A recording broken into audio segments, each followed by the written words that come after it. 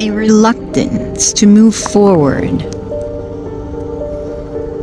This was what some of the tribe members felt, that they should not move, that they should stand strong within their belief system, within their right to, within their sovereignty.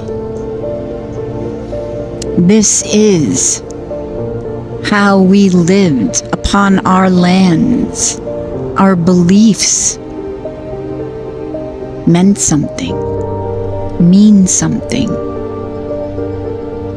But the white man did not falter. They fought.